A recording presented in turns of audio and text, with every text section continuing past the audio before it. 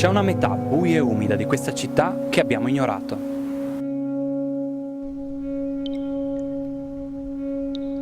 Fino ad ora.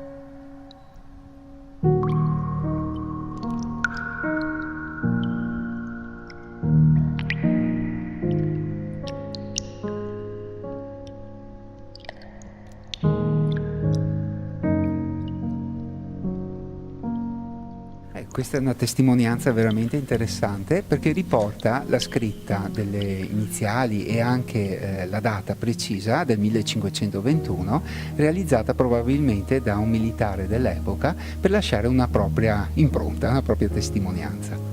Quindi si potrebbe dire che sono i primi writers del passato. L'origine dei writers è stata proprio qui a Treviso.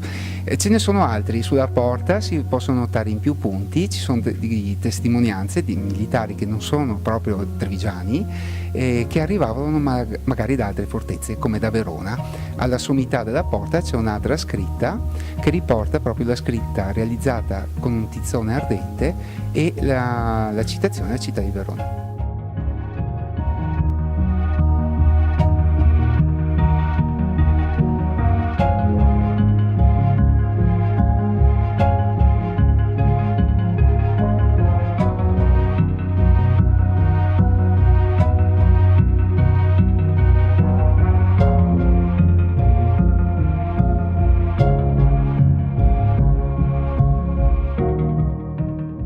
Ci troviamo a 6 metri sottoterra, sotto il terrapieno, sempre qui a Treviso. Che luogo era questo?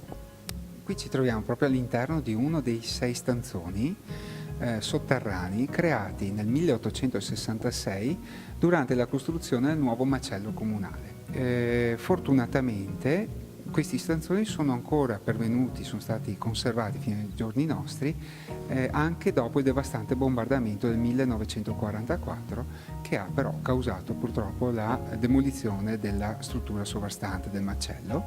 Il terrapieno delle mura ha attutito il colpo dell'ordigno e ha permesso la conservazione di 3 di questi 6 stanzoni. Da quanto tempo sono ancora visitabili questi siti?